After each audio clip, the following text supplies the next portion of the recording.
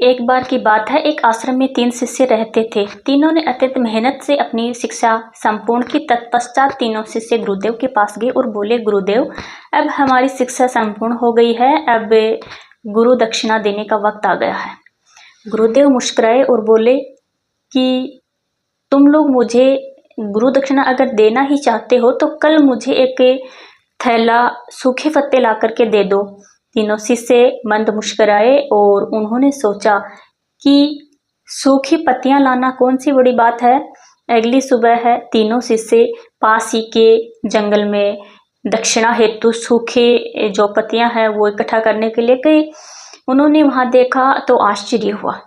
जंगल में सिर्फ एक मुट्ठी सूखे पत्ते बचे हुए थे। यह देखकर वे तीनों बहुत अधिक परेशान हो गए।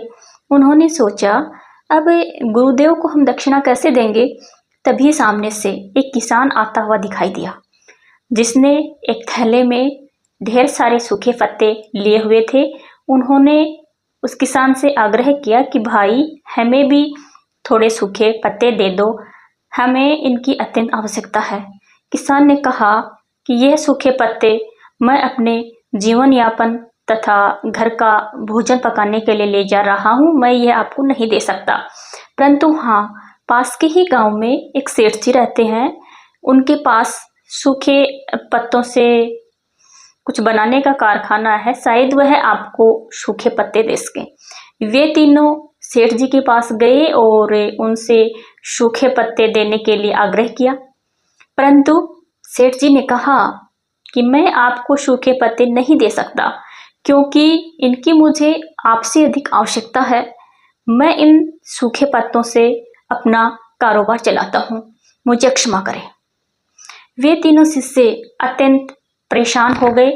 उन्होंने बहुत लोगों से पूछा, पता चला कि पास में ही एक बूढ़ी दादी रहती है, वे सूखे पत्ते एकत्रित करती है, हो सकता है उनके पास से मिल जाए। तीनों बूढ़ी दादी के पास गए और उनसे सूखे पत्ते देने का आग्रह किया, परंतु बूढ़ी दादी उन सूखे पत्तों से औषधियां बनाया करती थी, तो उन्होंने भी मना कर दिया। अब तीनों छात्र निराश होकर आश्रम लौट आए और दुखी मन से गुरुदेव को सारी बात बताई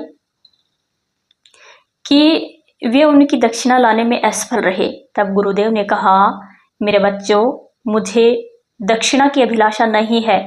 मैं तो तुम्हें बताना चाहता था कि इस दुनिया में किसी भी चीज को छोटा नहीं समझना चाहिए। छोटी से छोटी चीज का भी अपना महत्व होता है, अपना मूल्य होता है। आज शिष्यों को पता चल गया था कि जिन चीजों को हम बहुत छोटा समझते हैं, वास्तव में उनका भी अपना एक स्थान होता है।